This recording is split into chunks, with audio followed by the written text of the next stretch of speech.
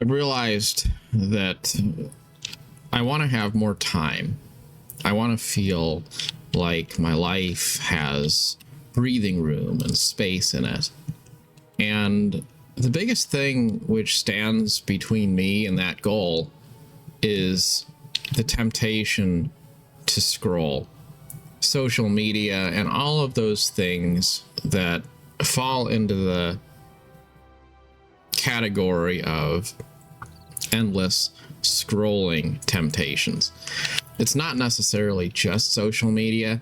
It's also things like Google News. It's things like looking to see what the stock market is doing throughout the day, even if I'm not interested in doing any trades. I just want to see what the market is doing. And I already know pretty much what the market is doing, probably based on what it did for the first 30 minutes of the day. I don't need to look every 5 minutes. I don't need to have the app open on my phone watching the numbers go up and down. It's just this temptation to always be connected with some sort of social media, some sort of endless content, and to always be scrolling through more short videos, more random things that people are saying on Reddit, whatever it might be. And I went through this with money a while ago, going through hard times and understanding I've kind of hit rock bottom and I can't allow this to continue anymore, right? I can't afford to just kick the can down the road and not face the reality that I'm in financial trouble based on the path that I'm on. And then resetting and getting rid of all of the stupid expenses and really just going down to the bare minimum of what's truly necessary. That was a really useful quality experience in my life. It didn't necessarily feel that way in the moment, but it was very good because it allowed me to essentially take a monetary fast, if you will, and then come out with a better understanding of what really matters and what doesn't matter at all. And now, after a period of time and returning to a place of financial health, I don't worry very much about random things. If I wanted to go to the restaurant and get a hamburger, I'm not going to think a whole lot about it one way or the other. I'm not, watching every single penny per se, but my lifestyle has changed, and now my approach to all of these things is reset and more healthy than it used to be.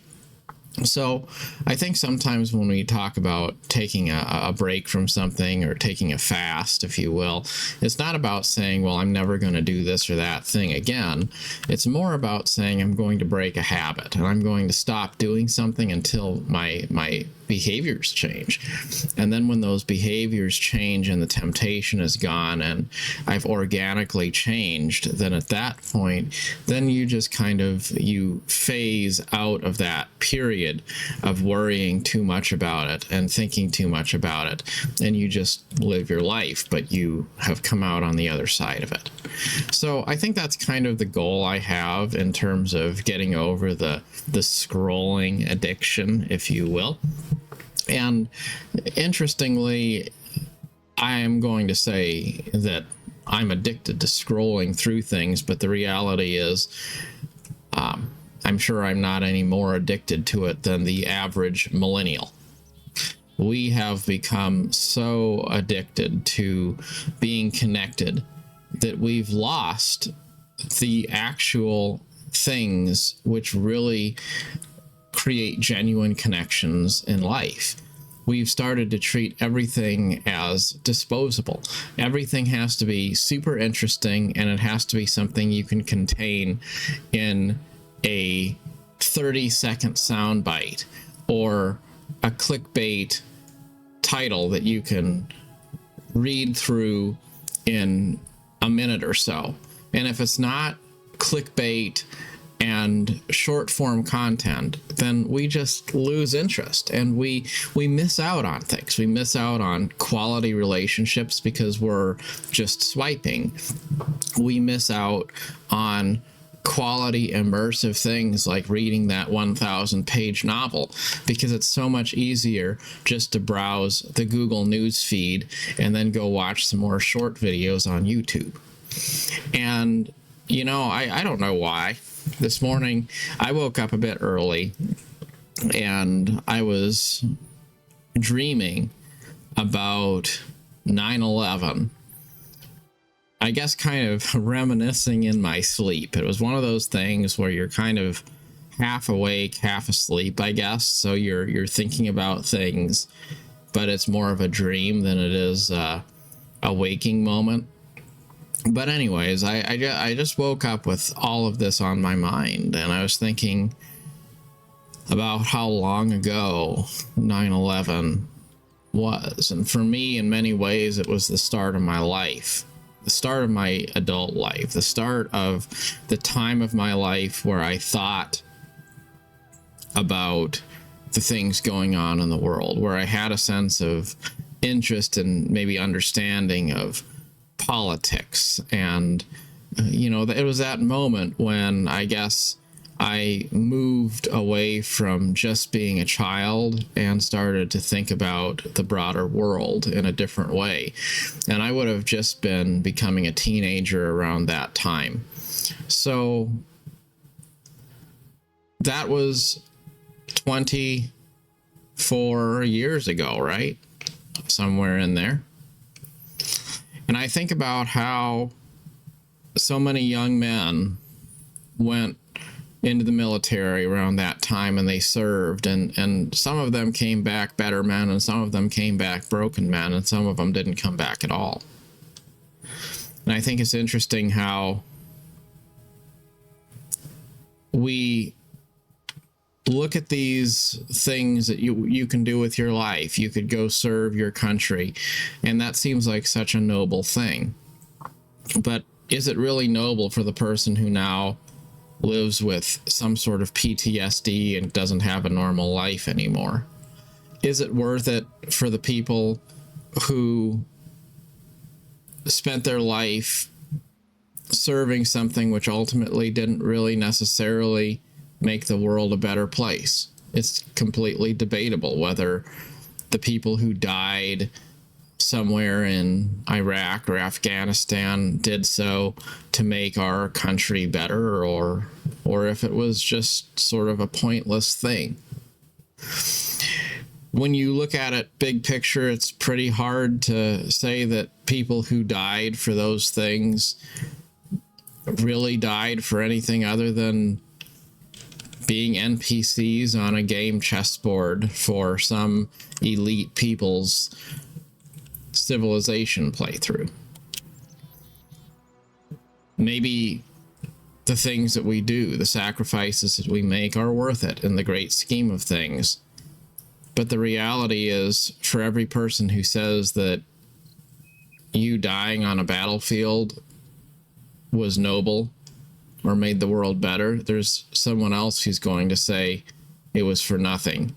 And if anything, you made the world more volatile and contributed to something that was systemically wrong. So I guess it all comes down to time goes by so fast, and decades go by so fast, and society will suck you into things. But when you are broken or your life is spent on those things, you'll be forgotten, because that's just how it works. The system is fickle that way. So don't waste your time. I think that's really the lesson that I take away there. We should try to be as wealthy as possible. And we could agree that if you spend less than you have, and you don't need to spend the money that you have, because you have enough money to cover all the things that you want, well, by many standards, that's rich. right? Like if I can buy everything I want and never run out of money, then I suppose I could say I'm rich. I mean, does it really matter how much money I have? If that's the position I'm in, then that's kind of the definition of being wealthy, being able to cover everything that you have a want for or have a need for, and have some left over. Not needing to worry about it. That's wealth. But let's look at that through the lens of time. How can we be wealthy in terms of having enough time in our lives to do the things that we want to do with our life? And I think there's a lot of opportunities we have to get some of our time back. Because once we start chasing things that are out of reach, it takes a lot of energy to get there. Or we could just make the most out of what we have right here, right now, in front of us. And sometimes it's easy to focus on the changes that are difficult to make, the ones that are far away, the ones that require a paradigm shift in terms of where we live or whatever it might be. There's the big changes that take a lot of investment and a lot of energy to get off the ground. And sometimes those have their place, and more often than not, those are thrust on us. But in terms of the things that we choose to do, there's also usually a lot of low-hanging fruit, a lot of simple things that we can do that would make our lives better, and we don't have to move across the country or dramatically change our careers or anything like that to achieve it. We can just get up in the morning and have a different attitude and have a different approach to the life we already have. And for me, I think about a lot of things that I want to get done this year, and they're not big things. They're not overwhelming feats or anything like that. It's just I've talked for a long time about wanting to write a couple of books. I've got a few interesting ideas that are, the kind of thing I think I would want to read if somebody else wrote it. And I want to write more. And I'm pretty good at writing in general if I apply myself. But it goes back to that sense of, not having enough time to get to it. And I do have enough time. I've got enough time. I just have to get rid of some of the noise.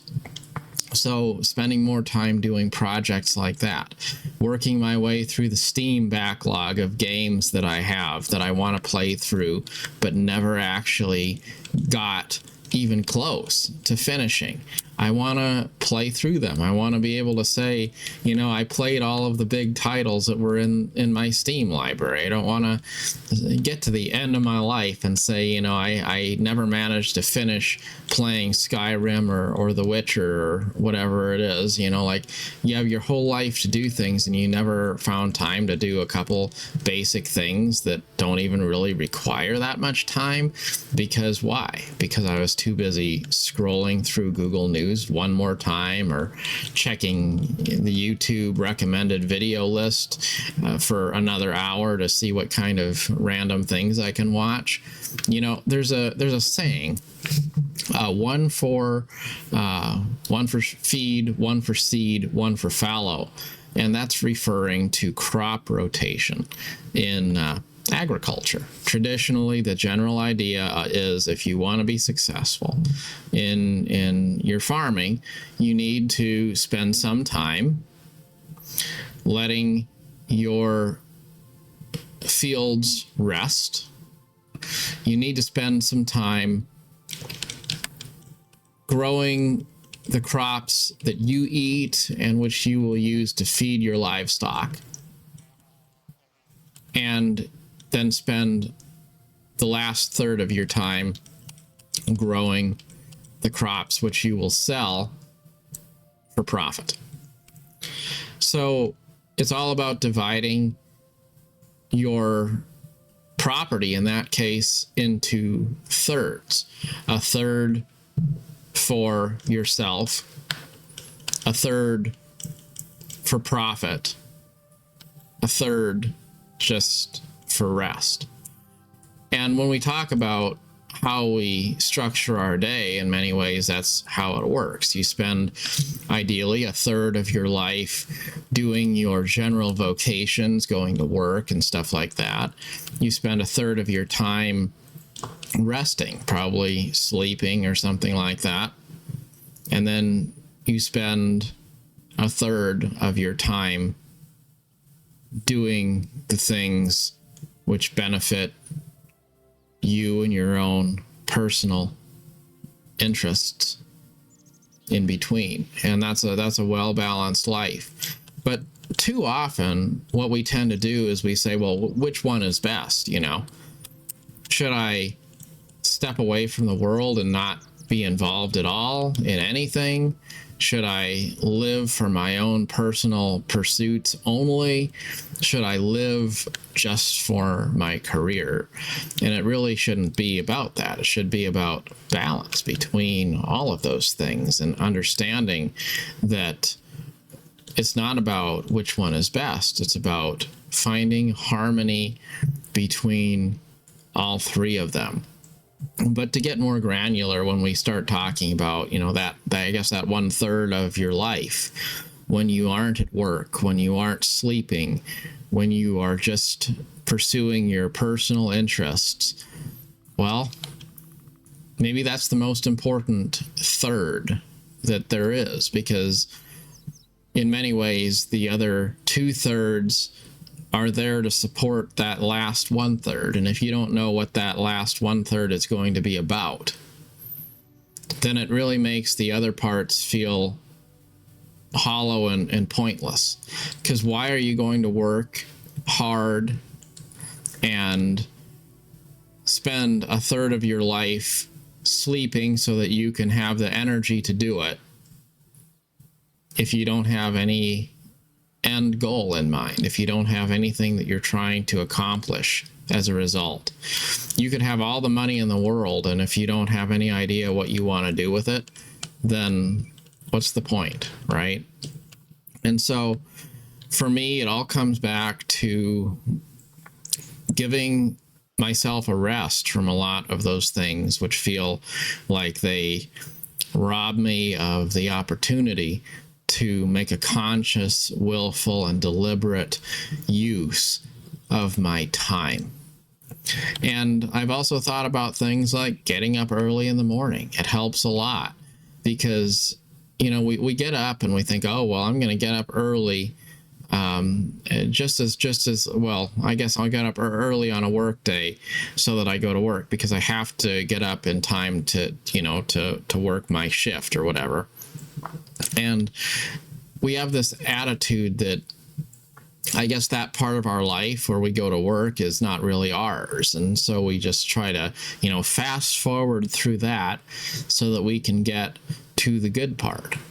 And that's also something I think it's important to let go of that attitude too, because if you get up every day and you view your entire day as something that's purposeful and meaningful and useful to your life, and a choice that you've made, you're more likely to be positive. You're more likely to have the right type of attitude and approach to the work you're doing. But if you feel like you're just a slave to somebody, if you feel like you really don't give consent to spending your life the way you're spending it, you're just doing it because you have no choice in the matter, then you're much more likely to be cynical. You're much more likely to not apply yourself wholeheartedly. And I think getting up early in the morning and having some of your personal time early before the rest of your workday begins can be a useful and mentally healthy thing to do. And that's something that's also been hard for me. Like it's really easy for me to just get up right before I have to go to work, make the coffee, go to the office, rinse and repeat. And then on my days off, it's also easy for me to sleep in and then not necessarily get up early. And I think anything, if you take it to excess and you start trying to say, well, this is the gospel, it becomes a little bit ridiculous. So I'm not going to go so far as to say, you're going to be successful if you get out of bed at 3 a.m. every day or something like that. Like, I'm not saying that. I'm just saying that it's something to consider. It's something, as I try to change things up and maybe make this year a different type of year than the last one, it's something that comes to mind. You get up early, you do some things, like writing or content creation or something. Right after you get out of bed, when your mind is fresh and the day's ahead. Sometimes that's a nice thing to do, and it might be better than waiting until 11 o'clock at night and then trying to do something then when you're mentally tired and most of the day is behind you. So just changing up the routine. Sometimes if you do things in a different order, it helps make them feel fresh and original. But ultimately, really, I can't emphasize enough, life goes by quickly. So don't let the temptation to be addicted to doom scrolling become something which transitions from being just a bad habit to something that defines your entire life. And it just doesn't take very long for a habit that you do every day to become the only thing you did with your life. And it's not about extreme productivity. It's not about giving account for every single minute of the day. It's not about saying that you can't have personal hobbies or things that you enjoy doing. It's about realizing that sometimes the things you are doing are things you do because they're familiar, not things that you're doing because they're meaningful. And, at the end of the day, when all things are considered, I think I'd rather be able to say I published a book, or be able to say I finished playing all of the games in my Steam library, or be able to say I finished reading the books on my shelf that I haven't gotten around to. Those are the kinds of things. And then on top of it, in terms of personal relationships, to feel like I'm able to pursue my personal hobbies and interests, and also have time left over for all of those things that are real life social connections. And I think our focus on stuff like Facebook, it's so easy to get sucked into the illusion of being socially connected to other people because you've got a few hundred people on your Facebook friend list. But the reality is those people aren't going to be there for you. The reason why you have them on Facebook is because you can't pick up the phone and call them, because they aren't there to be part of your life. See, and we get so enamored of this idea of virtual connection that we allow it to become a replacement for real connection. And I think that's something that I also want to, I want to address that in my life. And sometimes you have to go through a phase of feeling like you have nothing, because maybe you always have had nothing, but you've always had some sort of a cope, something that you've used as a way to distract yourself. But when you take a break from those things, first you feel like there's an empty space there that's uncomfortable. But then you start to realize that you are more productive in your personal life, and you also have more to invest in truly meaningful connections, like spending a day with a person who really actually values your time, somebody who actually respects you, somebody who actually cares. Spend time with that person, do those things, I know an older couple who, I used to work with the gentleman, and now he's retired, and he lives out in the cabin out in the woods, and I'll go visit him and his wife, and we'll sit there and talk for a while. And, it's so easy in those situations to go from an hour to 5 hours, and we're just hanging out there, and an evening goes by, and Usually there's no cell phones. Usually we're just sitting there talking about random stuff. But he's a good guy, you know? He's a legit kind of a person. He doesn't have jealousy or envy or any of those bad traits that tempt you to be the wrong kind of a person. He's just all around a good guy. You know, those are the kinds of things that are worth taking your time for, to invest in people in your life who will be there to support you for real when you need something, the people who don't have anything, you know, measurably bad about them, the people who you just trust and you believe in. You know, invest in those things. And does that maybe mean there's not going to be that many people in your life? I think that's probably pretty true, because I talk about choosing the middle way a lot. I talk about moderation. I talk about how there's good in every perspective, but anything taken to excess is problematic. And our society is really built around being tribal. It's built around people finding a reason for division. It's very much a society we have where people are pretty convinced of something, and they identify themselves, they define themselves by those things, and anyone who doesn't fit the bill of 100% aligning with their narrative, they will exclude and ultimately hate. So when you take that into consideration, if you choose to be inclusive of all different perspectives and you choose to be a moderate, you're going to be mostly alone, because sooner or later people are going to decide that they don't want you in their life. They don't want you at the table because you're not going to validate their perspective on whatever it is that they think needs to be the gospel truth. So life is filled with opportunities to work on yourself. It's filled with opportunities to follow a path that will be rewarding to you.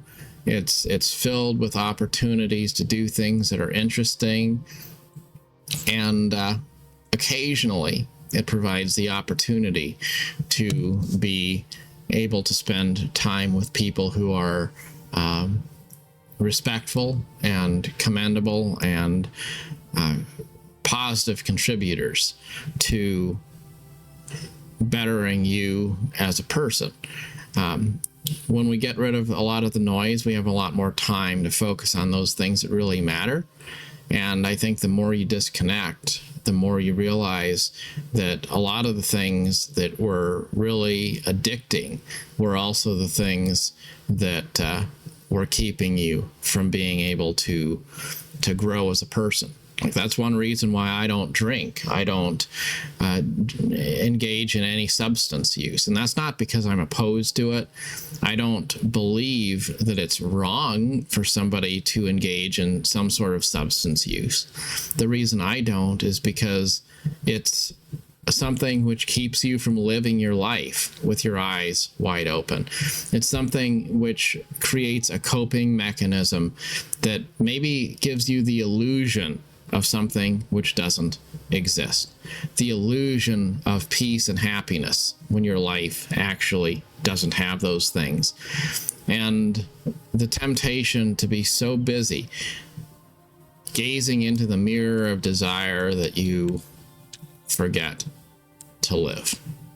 So I guess I'll be passing on the pot brownies for now. That'll be the realm of other people to enjoy those, but not me. In any case, we all have our own addiction of choice, though, don't we? So does it really make a difference whether you're addicted to alcohol or you're addicted to scrolling through Reddit, Facebook, and YouTube short videos? Well, I don't know. And here I am making a video while I'm talking about consuming less content. So how does that work? Well, I don't know. I guess the point is, my goal is to be more mindful. That doesn't mean that I'll never consume any content anymore, but I am thinking about a few basic things I can do that'll help me with that. First of all, my goal is to completely cut out all of the social media platforms other than YouTube, because I think out of all of them, YouTube is the one which winds up being the most useful to me. It's the one which is the most rewarding all around. And it's something which I maybe need to determine how I use it, but it's a wonderful tool for enriching life. So I enjoy YouTube, and I don't intend to walk away from that. But the other social media, the other things I like to scroll through, those are things that I'm going to be giving up. I've also decided to walk away from a lot of the apps on my phone, because it's so easy to be scrolling on your phone. And when you are sitting down at the computer and you're engaging with a desktop browser, the experience is just different. And I think that going toward more of a legacy experience of sitting down at the computer to get my news and things like that is maybe a more healthy way to engage with media, instead of always having that sense of, let me check to see what happened in the last 5 or 10 minutes.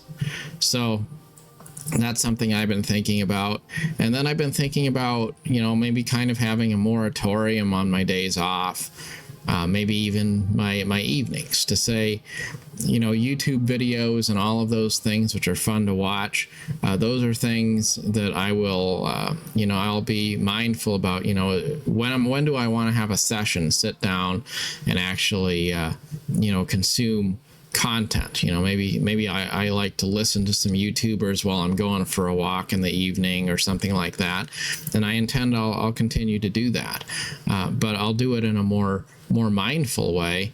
And then there will be other times when I'll just make a deliberate point that like the weekend, like when I have my days off, those are times for doing other things, like listening to an audiobook or watching a TV show that's on the bucket list, or immersing in a video game that I want to get caught up on, or reading a book that I have, a paper book sitting there on the shelf that I've never gotten around to actually reading.